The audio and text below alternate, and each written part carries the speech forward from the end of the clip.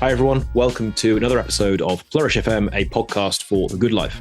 Our guest today is Dr. Alison Jane Martingano. Alison Jane is a social psychologist at the University of Wisconsin, Green Bay, where she leads the social research lab dedicated to investigating empathy and perspective taking. She's published her research in many leading academic journals. She hosts the fortnightly Psychology and Stuff podcast, chatting with psychologists and Green Bay locals about various topics ranging from sports to false confessions, and she also blogs for Psychology Today. As an immigrant and military wife, Alison Jane appreciates the difficulties and opportunities that communicating with those dissimilar from ourselves can bring. She's a passionate educator and TEDx speaker. Nick, what did you love most about our conversation with Alison Jane? I think it's just a poignant, relevant topic that I think a lot of thoughtful, caring people are considering, right? Like, how do I have more of this? How do I build more of this? In some circles, should I build more of this? And Alison Jane has a really, I think, nice combination of bringing in the most kind of modern, youngest research and some of the nuances and distinctions and types of empathy with how we've traditionally thought of it and just kind of practical, pragmatic ways to actually build it and use it and leverage it. And I think the biggest takeaway from all of that for me is it seems really, really difficult. You kind of named this in the episode in a really nice way. It seems really, really difficult to have too much empathy. And I think that was a major takeaway and something that's pretty important right now. Absolutely. We love this conversation. We hope you do too. This is How Empathy Helps You Flourish with Dr. Alison Jane Martingano. Alison Jane, how are you doing? I'm all right. Thanks, John. How are you? Very well. Thank you so much for joining us today. It's wonderful to have you on our podcast. So you are a social psychologist with expertise in empathy and perspective taking. And we'd love to start by getting the basics clear. What exactly is empathy and what role does perspective taking play in it? All right, starting with big questions there then. So empathy, you can kind of think of it as this huge umbrella term that captures a whole variety of different things. One of those things is perspective taking. So that's sort of a smaller part within the bigger empathy world. So empathy, sort of, if we think of it, has two major parts within it. It has sort of empathy with your head. So that's imagining what other people are going through. That's the perspective taking part. And then it has sort of the other part, which is empathy with your heart. So really feeling for people. And they can actually be quite separate. So you can have one of these or be good at one of these without necessarily being good at the other. Beautiful. Succinct. Okay. So was that succinct? That's probably as short as I can go with it. Yeah, you can tell you're a pro at defining empathy. That was wonderful. Okay, so you dig into the various aspects of this concept, right, of what empathy is, the multifaceted sides of it in your research. So there's not just one type, right? There's multiple types. What types are they and how do they differ?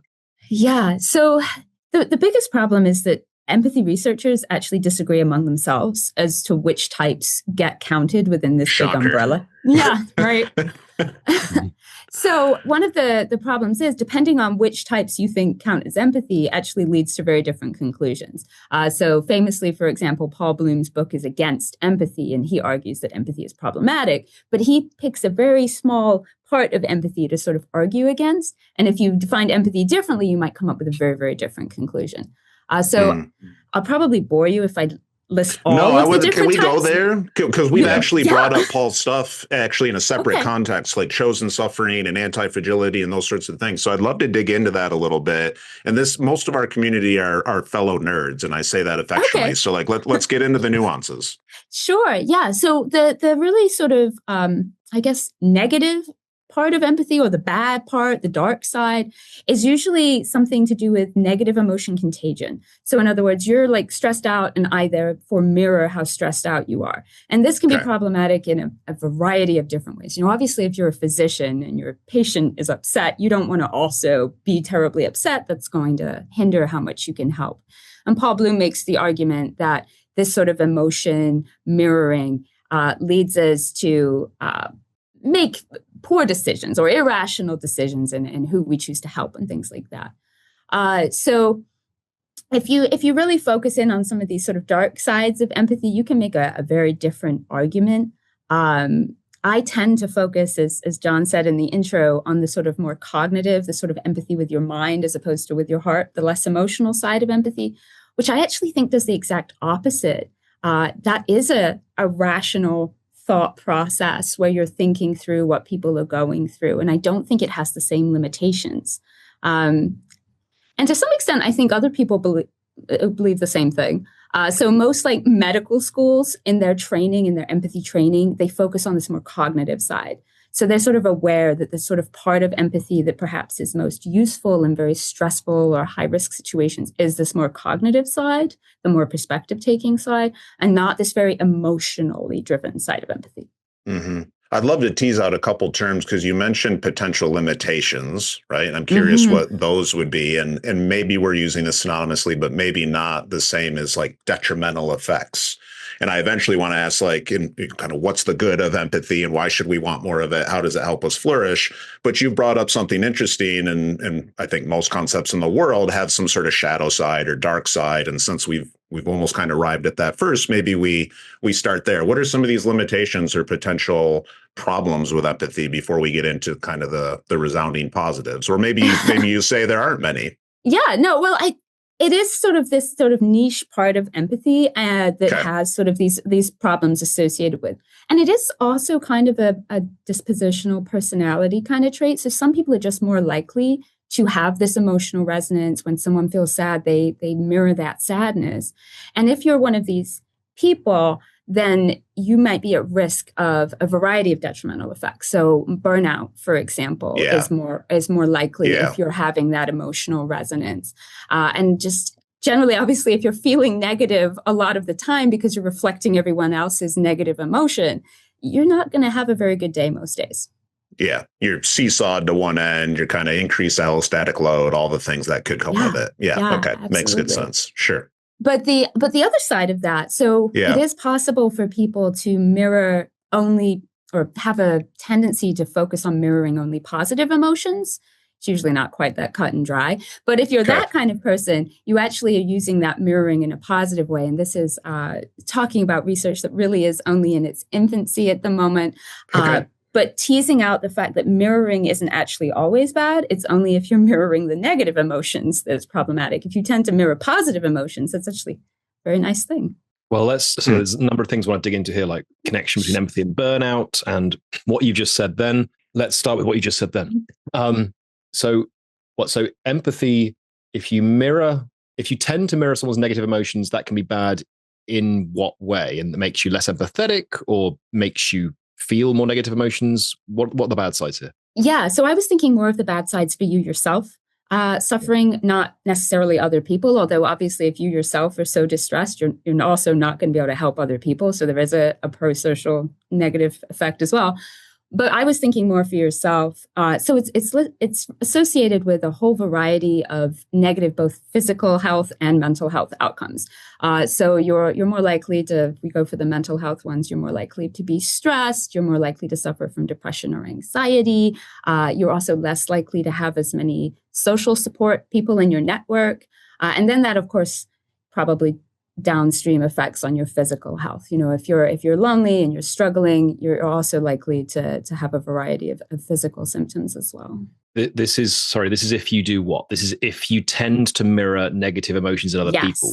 Thank you so much for getting me to clarify that. Yes, this is if you tend to mirror negative emotions, which is a tiny niche of the bigger world of empathy. Negative emotions being things like anger, disgust, sadness, and so on.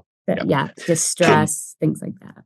Can I ask a quick clarifying question? You sort of alluded to it, and maybe it's not this simple. Is there a distribution of tends to mirror negative, tends to mirror positive, or kind of has the flexibility to do both when you're looking at kind of a generalized sample? Oh, I wish I had an answer to that question. Yeah, okay. Up until recently, the tendency to mirror other people's emotions has been thought to be one tendency. And so you were just a person who mirrored more. And it's really only the last couple of years where we've started to realize actually there is a difference between a tendency to mirror positive and a tendency to mirror negative. So unfortunately, as far as I know, that data doesn't exist yet. Well, that's interesting because and sorry to interject here, John, but it brings up the way I've sort of thought about and talked about or learned about empathy, and please correct any misunderstandings here, but the cognitive and sort of the emotional side. But I guess my question is, and I think, John, you're kind of getting at it, wouldn't experiencing some negative, unpleasant emotion as someone who is empathetic be necessary in some cases to lead to motivated action, right? Like, does it get processed differently, and are the effects different if it can turn into what I understand is the downstream, which is compassion? But please correct any of maybe I'm buying into myths here, pop psych. No, well, actually, you're suggesting a theory that's been around for a while. This idea that reflecting someone's emotions was the first step along a longer chain to helping behavior. So first we feel the same as them, then we feel bad for them and we're sympathetic, and then we want to help, and then we do help. Right. But that order, although it certainly can happen sometimes, isn't the most common order of events. Okay. So one thing is that sort of compassionate part of empathy, which we call empathic concern, those feelings of sympathy and concern for someone else can be the first thing to arise. So it doesn't necessarily have to be that I mirror your distress first. My first emotional response can be straight into compassion. Some people struggle with that, though. And so other people get to that compassion through the more cognitive side of empathy. So first, I take your perspective. I think, your situation seems to suck. Now the compassion rises within me. So there are sort of different pathways that people follow, depending on their own sort of personality. But that idea that you have to feel the same emotion as someone else in order to feel compassionate is, although not never true, is not the most common route. Yeah, that makes sense. Okay, so thank you. No worries. Thank you. Is it? I mean, I know this is new research, so we're stretching this to the limits, right? But is it possible to be empathetic without encountering this problem of mirroring negative emotions to the point where you experience more negative emotions yourself, at least experiencing them more to the point where it has those detrimental mental and physical health outcomes? Okay, so here you're talking about sort of a slight mirroring, but not to the extent that you're unable to function? Well, yeah, I'm wondering if we wanted to pull out possible practical strategies from what is admittedly new research, which we may learn much more about in the future. You obviously want to be, we're going to dig into the benefits of empathy in this I really hope so. Yeah, I think we'll move there pretty quickly. But assuming that empathy is a virtue in the majority of cases, and assuming you want to maintain empathetic relationships with people, especially people you love, is it possible to express empathy in cases where people express negative emotions, but you don't mirror them back, or you mirror them back, but not to the point where you end up having those potential mental and physical health negative outcomes? I'm kind of going away from the data here and more into just sort of my educated guess. Cool. Yeah. But I would say yes. And I would actually say in some situations, possibly just mirroring someone's emotions is beneficial in and of itself. That doesn't necessarily have to lead to those downstream effects. So early in my academic career, I did some research on empathy towards victims of sexual assault. And when victims of sexual assault are asked, what sort of responses do you find most helpful? Interestingly, tangible help is not usually the first thing that comes to their mind. They don't necessarily want someone to help them call the police station or something like that. That they're actually wanting some validation, a little bit of mirroring in order to show, I get that you're in a shitty place right now, and I see that, and I'm showing that I see it by reflecting it. So sometimes that can be useful, but that's not universal. And other victims will say, no, I need them to be kind of my rock. I don't want them getting upset. And so what is sort of universally nice behavior? I guess there isn't a universal nice behavior. What some people need from you is different to others. Okay. Awesome. I hate to be one of those academics who's always like, it depends. No, please. That's what the show is for. It does depend. Yeah, we're not trying to gaslight, so it is what it is. Yeah. And I end up saying that almost every day. It depends in response to questions from people. And one of our podcast guests, Robert Biswas-Diener, actually said that he thinks a great name for a book would be It Depends, in terms of the way you respond to most questions about psychology or or science in terms of practical strategies. Should I do this or that? Like in terms of having the ideal routine, whatever it might be, or the ideal way of behaving on others. In almost every case, it's, well, it depends. Yes, but certainly for empathy, it always depends on how you're defining or what you think empathy is. So normally if someone's asking, like, is empathy a good thing? I would say yes. Most of the different types of empathy, most of the things we call empathy are good things, pretty much universally. But there's this one little part that's not good.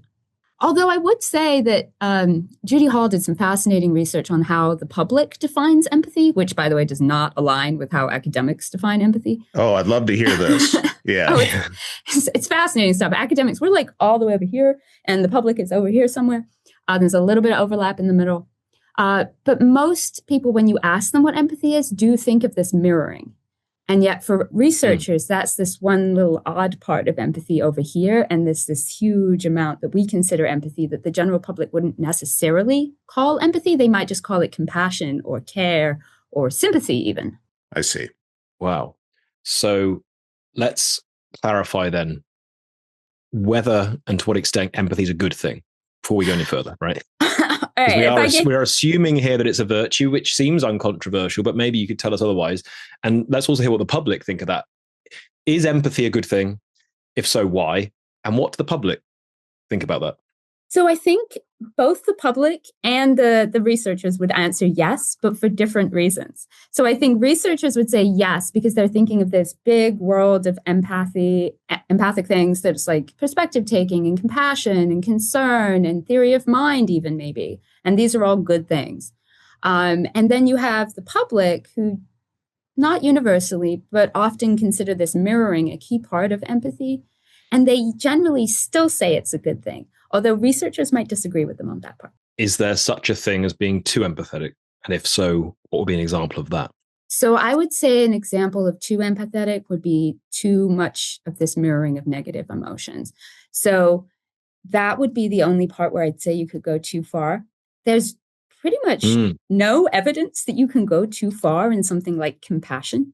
I mean, I guess you could say if you are spending all of your hours of the day being compassionate, maybe you're not getting your groceries bought and you're not doing your laundry. That could be problematic. But for the most part, if we're measuring people's compassion levels or their perspective taking levels, higher is pretty much always better.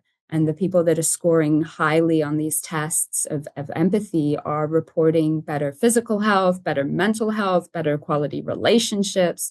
Pretty much every other thing you can think of that is good, they're doing well on that too. That's ultimately, I think, where my initial line of questioning came from, is I have understood it to be almost unequivocally good as well. It's super interesting to hear about this polarity between sort of mirroring positive and mirroring negative, and I'll be interested to see where that goes. But effectively, like, the question was coming from the standpoint of empathy seems like it's always good, even though it often feels bad. Yeah, well, of course, it's hard to see people suffering, right? That's generally not a fun thing to do. And most of our empathy is triggered by bad situations. I mean, there is a little bit of research on empathy towards happy situations, but for the most part, that's not what we're talking about. And so what's interesting is that when you look at the data on, say, people who volunteer for, let's say, a suicide hotline, which is a job I used to have many, many years ago. And this is a tough job, right? You're talking to people in the worst possible parts of their lives. And it's hard work and it's tiring. But afterwards, it's kind of like you've run a marathon. You've got that euphoria. You feel like you've done something really important. You've helped something. It's rejuvenating, even though it's exhausting. And I think that that's a hard thing for us to get our heads around, is that although it's hard work, it's really, really worth it. I think that's the potential paradox I just really wanted to highlight here, and that I think I heard you bringing up throughout, because it seems to connect to other lines of research we've said. I don't know if you're familiar with Stephen Post's book, Why Good Things Happen to Good People. There's interesting research around reciprocity styles, pro-social behavior, purpose-driven sort of stuff, the way that buffers against, like, all these sorts of things. But in most of those cases, it still lines up with kind of what you pointed out with, which is on this extreme polar end, you can see some really insidious sort of downstream effects of not being able to maybe have healthy boundaries, right? Like people tapping out or burning out because they give so much, because they're so empathetic, maybe because they're, you might push back, so compassionate, right? But they give so much that they empty their cup. Well, I am gonna push back on that. Please, yeah, great. This is actually where my own research comes in. Cool. So there is this idea that, of giving too much, pushing too hard, being so compassionate that you lose yourself somehow. But the data really doesn't support that. Interesting. The folks that are reporting the highest level of compassion, so a lot of this research has been done in the medical field, doctors, nurses, et cetera. And what they find is that the doctors and nurses who report having the highest level of compassion for their patients actually see the least levels of burnout. So it's actually, it's a buffer. It's a protective factor. And that's in many ways, I think, because it gives you sort of satisfaction in your job in that case, or perhaps just as I am a good person. And that prevents that feeling of, oh my goodness, I cannot go to work again today. I'm satisfied with my willingness to endure this anyway, to try to help or whatever it is. It's purpose. Yeah, it gives you, I guess, the warm glow research, which mainly comes out of philanthropy, but it's a similar kind of idea in that just helping others and being empathic towards others in and of itself is rewarding, even with no other tangible benefit. So I mentioned earlier, I think before we were recording, I had 15 years or so as a classroom teacher, and I used to teach a sociology class in LA. We would take students a couple times a month down to Skid Row, go through a mission, do a tour, learn some, and serve dinner. It always surprised me, and now I feel like I'm starting to understand why kids would finish that class and ask to come back and go on those trips, even when they weren't in it. And you just used a phrase I had not heard before, but it was sort of that warm glow of like, this didn't necessarily feel good. Like it was a quiet bus ride home. It was sort of sad, but they wanted to go back. They craved it in some ways. It was very, very interesting for me as I think a young teacher, and this was before my PhD, didn't necessarily have language for it. But does that sound like a good case example of what you're describing?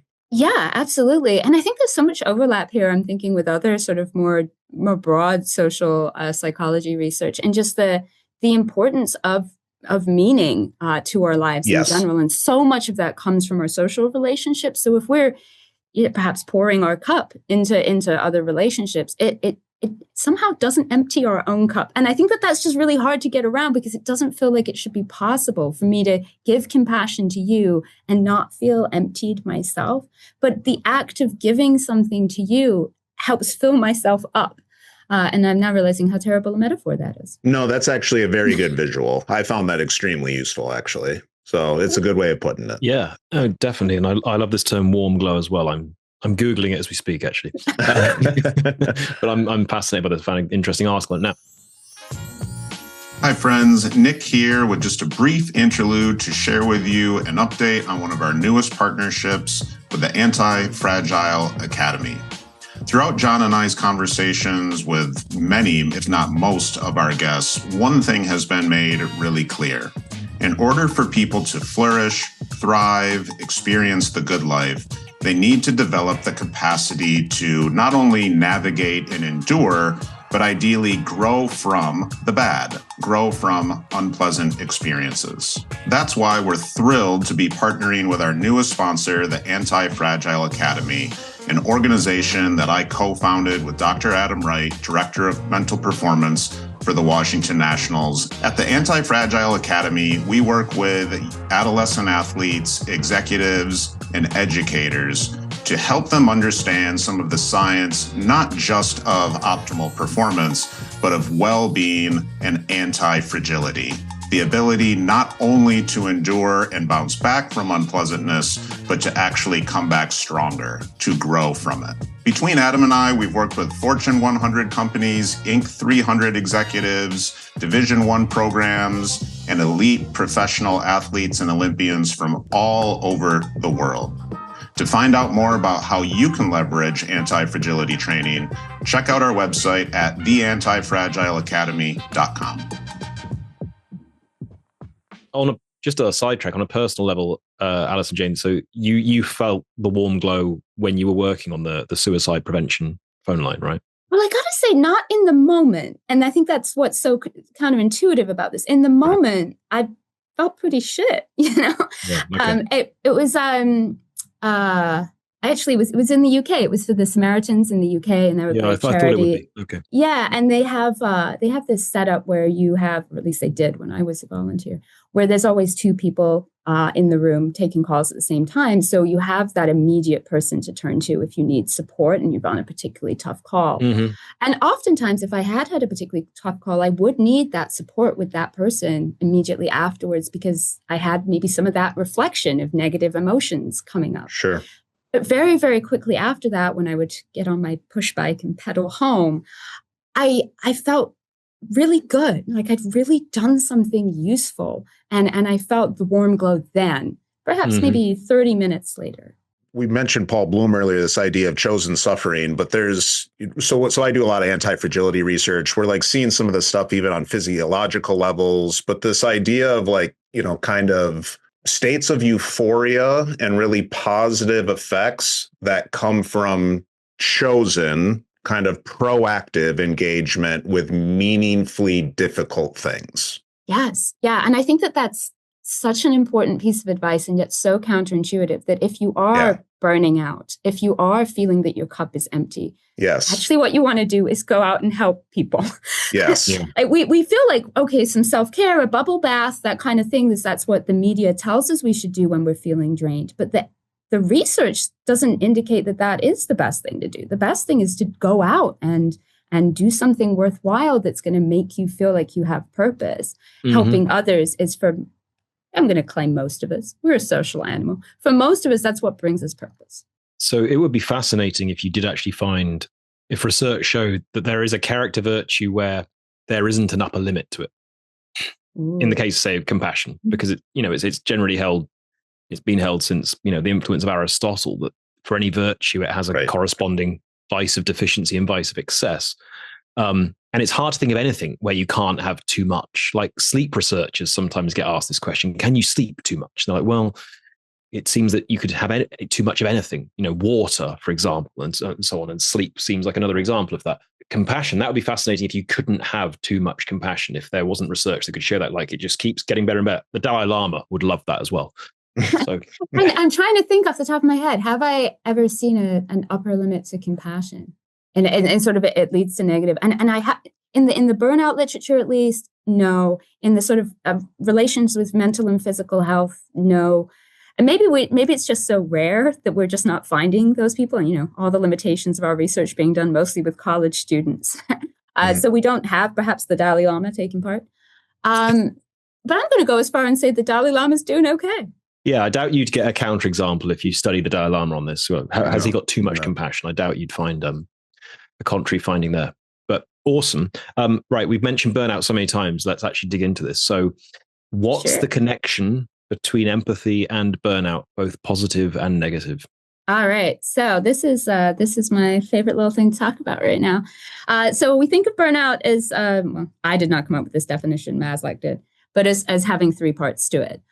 So burnout involves this depersonalization of often referring to one's patients, because it's so often studied in the medical field. It involves a feeling of less personal accomplishment, and it also involves oh goodness, I'm going to forget the last one. Physical exhaustion, emotional exhaustion. But yes, thanks for that. Emotional exhaustion. So all three of those parts of burnout are buffered by empathy. Empathy here being defined as that compassionate feeling or perspective taking, that cognitive part of empathy. So if you are high in perspective taking, or if you're high in compassion, you're going to be less likely to feel emotionally exhausted. You're going to be less likely to be depersonalized, and you're going to feel more feelings of personal accomplishment. So in every aspect of burnout is seemingly prevented by being an empathic person. The big or maybe the little caveat to that is this mirroring of negative emotion, which has the exact opposite effect on all three types of burnout. Makes you more likely to be emotionally exhausted, less likely to feel personally accomplished, and more depersonalization. Can we just clarify depersonalization? Because on Maslach's definition of burnout, it has those three dimensions that you are exhausted with what you're doing, you lack self-efficacy, you don't feel like you're good at what you're doing, and third, you just feel disengaged with it, you just don't care about what you're doing. It's a loss of meaning. Is that the last one? What do you mean by depersonalization? Yes. Yeah, right. Depersonalization and sort of that detachment of caring, I guess, callousness, essentially. Okay, cool. In fact, you could argue that that is almost the definition of a lack of empathy. Okay, cool. Yeah. Thank you. So what's interesting about that is like we typically consider that checking out as a coping mechanism. Right. And what I'm now thinking about is empathy in some ways is maybe just healthier coping. There's sort of along this line research with sort of medical students that shows that they decline in empathy during medical school. And it's often said that this is essentially kind of coping, or they can't maintain those high levels of empathy. So it goes down. I don't know if that is as sensible way to interpret that decline. I think that it's a failure, really, of us to teach ways of empathizing that don't lead to exhaustion. So there's only that one part of empathy that does tend to lead to exhaustion. We need to teach our physicians not to do that part and to lean into on the other ones. All right. So there's our bridge and our entry point into some how-to and trying to get a little more practical around this. And you kind of laid out for us these different sort of cognitive and emotional, right, forms of empathy. And we've distinguished there's not much of an upper limit, right? But there's better and worse ways to try to cultivate it and do it.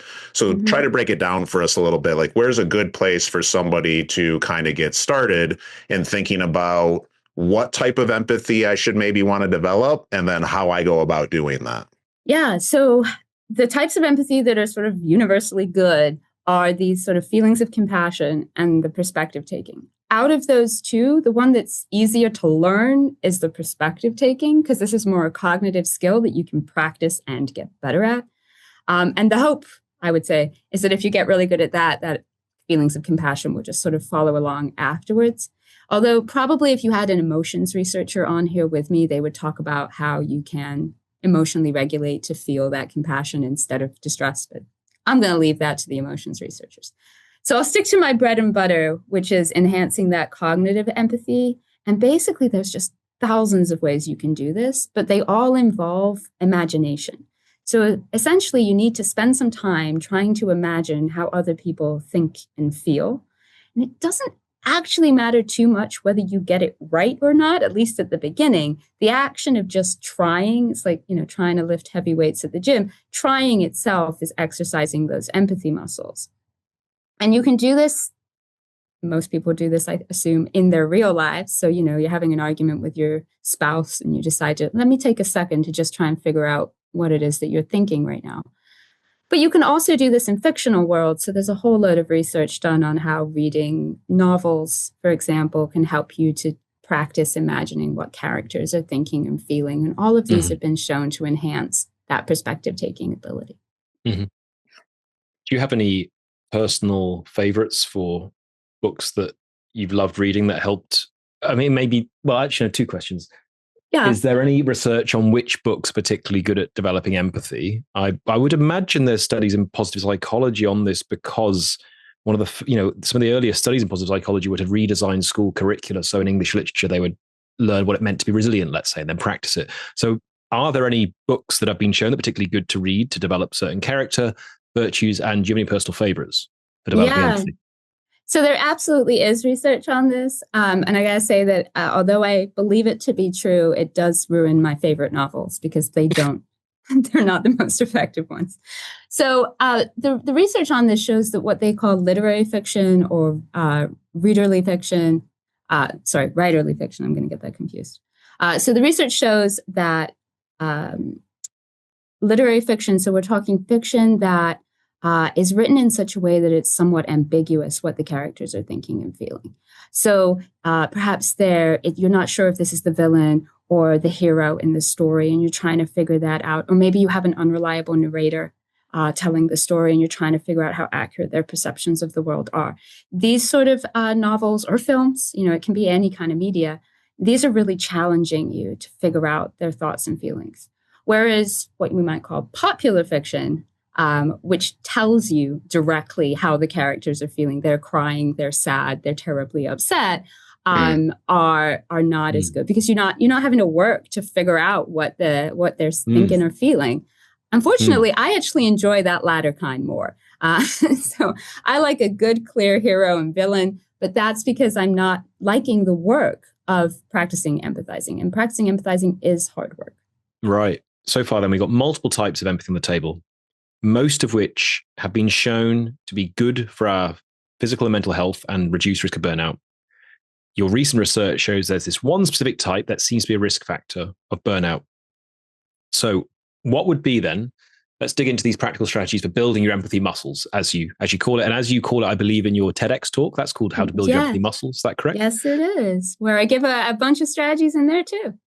Awesome. Now that TEDx talk, I take it, you did that before you've done this recent research that's showing that there is a form of empathy that is a risk factor for burnout. Correct? Incorrect? It's all over the place. So all simultaneous paths of research here. Yeah. Okay. Well, here's where I'm going with this. What are some of your top practical strategies for developing empathy such that you avoid that risk of burnout, but nonetheless develop your empathy? All right. Yeah. So I think that the safest thing for me, and I guess that's why I advocate for it, is focusing on the cognitive perspective taking part, because then there's not necessarily the emotional arousal that necessarily comes along with it. And so you can practice it in almost a kind of detached way that allows you to not fall at risk of those mirroring of negative emotions. So that's one of the sort of safety buffers around perspective taking, is that it is more cognitive than emotional. And I guess for my favorite tip, I'll give you probably my most controversial tip. So Love a couple years, yeah. This is one I always get pushback on. So you can push me back on it. Published this one a couple of years ago. It was about eavesdropping. And so we found that if you're eavesdropping in on someone else's conversation, maybe in a bar or whatever, and you can listen to these two people talking, and you can try and figure out what are they getting at? What's their motivations here? That's an opportunity to practice this perspective taking ability. But I usually get pushback that that's rude and you shouldn't do that. It occurs to me, though, it's a great example because you're generally going to get conversations where vulnerability is more present and guard is down, depending on who the person's talking to, of course. But right. Right. And if they are strangers, although assuming this is a public setting and you're not breaking the law or anything, if they are strangers, you've already got that detachment. And so you can focus more on trying to figure out what's going on. The problem for most of us is not that we're not able to do perspective taking. It's that we're so caught up in, trying to win the argument or whatever it is that we're trying to do, that we're just not trying. Is there research showing that that's one of the key ways that children learn to be empathetic, by just listening to others having conversations? I don't think there's a study that looks at that specifically, but I'm going to go ahead and assume that's true, and that children learn most of their social behaviors through observation. So it would make sense that they would learn that too. Mm-hmm. But actually, perspective taking is relatively late in development, coming around 6 or 7 years old. This isn't something very young children can do. Sort of the classic example is that, if they dislike broccoli, they think everybody dislikes broccoli because they can't imagine that anybody would like broccoli. Mm-hmm.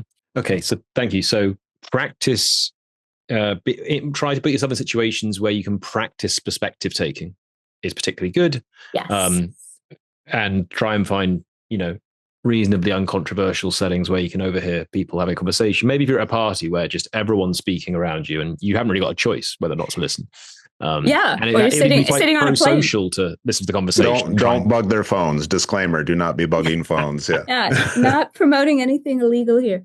But I think listening to strangers is, and actually doesn't necessarily actually have to involve listening. You might enjoy people watching. I know I do too. Yeah. So if you're watching two people interact on the street, maybe you can't hear them, but you can see their body language. Trying to decipher that body language is also at practicing your perspective taking ability. You're still trying to figure out what they're thinking and feeling. Yeah, sure. So if you're worried about being caught listening too closely to strangers, just go stare at people. All right, if you're worried about being weird, just pick up a book. That works too. Or actually most types of art. So there's some work on visual art. So especially visual art that is either depicts people or is abstract. So basically anything other than landscapes and still life, I think. So like trying to figure out what Mona Lisa is thinking or feeling would be a classic example of an exercise you could do. Or even trying to decipher the artist's intention behind an abstract painting. So there, the perspective taking sort of going a little meta to the artist. Now, you've also, sorry, did you also say something, Nick? Just kind of occurred to me because you said some things that made me think about like Mark Brackett at the Yale Center for Emotional Intelligence uses a simple phrase like emotion scientists. And I hear you talking about having a process to like develop kind of your own empathy. And it just occurred to me, and I wonder if there's good data on this. Is a semi-decent emotional lexicon like a prerequisite for good empathy? Like it's like, okay, I could kind of imagine this person doesn't like what's happening, but if I don't have a vocab for it, am I hitting the wall? That's a really good question that I don't have a really good answer to. Okay, that's cool. Yeah, I thought it might be a little nuanced, but I was curious. I can pontificate a little bit. What I will say is that we're actually fall into a trap as empathy researchers. A lot of the time when we measure people's empathy ability, we ask them to use words. So we might show them a picture of somebody's eyes, for example, ask them what they're feeling, and they have to pick the right word. So if you're lacking in that vocab, there's an inherent... You're going to come out as low in empathy, even though that might not be fair. But at the minute, we've kind of conflated them. Yeah, that makes sense. Unfortunately. Yeah. Now, you've also looked at connections between empathy and some kind of more contemporary issues, such as how you can use virtual reality to build empathy, and also connections between multitasking and lacking empathy, right? So these are both really hot topics, areas right now. So, well, let's go through those two. So how can we use VR to build empathy? All right. Yeah, my old favorite topic to talk about before I got into burnout. So I got into this as a massive skeptic. So when I was a graduate student, there was a big hype around VR. There was just a big hype around VR generally. But one of the parts of that was that VR was going to be this ultimate empathy machine that you'd essentially be able to put on the goggles and walk in another person's shoes virtually. And I was just so skeptical of that as an idea because all of the research that I'd been doing so far showed that empathy was hard work. And then you had this sort of idea that there's this quick fix to it. So I came in with this real skeptic's mind. And that did not make me very popular in the VR world. So like Meta is not going to be giving me any money anytime soon to do research on this. But I tried it every which way. And what I found is that most virtual reality does not actually help us enhance empathy because it's kind of like those popular fiction books. It's telling you everything already and not making you do the work. But I will say that, and maybe it had a little bit to do with my research, but now people who are interested in this space have shifted and they're now creating sort of more ambiguous VR experiences where you do have to work a little bit to try and figure out what the other person is thinking or feeling in that experience. And they have the potential to be much more effective. So it was just kind of like the first few years of VR experiences were very much in your face, child in a refugee camp, crying on the floor, and you're just overwhelmed with emotion. But then you're not really doing the work yourself. Are there any developments in the AI space and empathy research? Whoa. I think the stuff I've been reading so far is mostly testing whether AI can have empathy, which to me seems like a definitional issue again. And I was really interested in seeing whether you could use a chatbot essentially as a practice tool. So, trying out strategies with it. I think there could be some potential there, but I haven't seen anybody do that yet. It sounds like a lot of the learning comes through role playing. Yeah, a lot of it does. And so, folks that have wider social networks probably have more chance to practice these skills. And if you don't have access to that, then there are essentially fictional or virtual experiences that can mimic it. And perhaps one of those tools could be AI, could be an opportunity to role play. Well, it seems more a varied social group rather than a wide social group, one where you've got, because if everyone is very similar in their outlook, then you wouldn't maybe be flexing your empathy muscle so much, right? But you're absolutely right, John. Yes, that's a really key point. So talking to people who share all the same opinions as you and feel the same way you do is enjoyable because it's so easy and simple. It's when we're talking to people who differ from us in some ways that's really key. Oh. I have to ask because we're on this, we're talking about modern topics, and there's this kind of, I told you you should teach some sociology, and like let's say that U.S. politics is complex to say the least at the moment. There's this phrase going around, toxic empathy. And before I share my perspective on it, I just want to kind of ask what I think I have heard from you today, and correct me if I'm wrong, is no such thing. I actually had this argument with somebody relatively recently. I think it comes from a misunderstanding of what empathy is. So when people are saying toxic empathy or that we're too empathic, I think they're usually saying that essentially we're caving and giving into other people's perspectives too much. It's an argument to not care about people that I think are being harmed. Yeah. So I would say that, because there's multiple parts of empathy, it is possible to be empathic without caring. And I know that sounds really weird. Oh, but interesting. Okay. So you could understand where somebody else is coming Cognitively, from. sure. But still disagree with them. Sure. And not necessarily care. You could care about somebody, but still think that it might be wise to do an action. So I think it's a misunderstanding of conflating the actions that generally come after empathy with empathy itself. Like, for example, you could care that children are suffering, but still vote for a policy that continues it. Is the solution then not to care, or just to acknowledge that sometimes hard decisions have to be made? Interesting. Okay. Thank you. Want to get your take on that. That's becoming more of a kind of a buzz phrase around here in some circles. So thank you. Right. Yeah. Thank you for sharing. And the other contemporary issue I mentioned was you mentioned in your research some connections between multitasking and empathy, that when people are distracted or multitask, studies have shown they have less empathetic concern for others. So what does the research show there? Yeah, so it sort of all comes down to this idea that it is hard work. It requires sufficient brain cells essentially to be involved in it. And so if you're doing something else, you're just not concentrating enough to empathize effectively. And you're going to end up relying on those more, let's say, evolutionarily primitive emotional responses rather than focusing on that more prefrontal cortex cognitive empathy aspects. And this comes back to, why we don't empathize, given that it's so important and so good all of the time, is because it's hard work and we're too busy doing something else. Awesome. Thank you. Another beautifully succinct answer. Yeah. Alison Jane. So people can find out more about you at your TEDx talk, How to Train Your Empathy Muscles. They can listen to your Psychology and Stuff podcast. You have a blog on Psychology Today. Mm-hmm. Anything else that you like to draw the listeners or viewers' attention to? Anything else that they could check out online?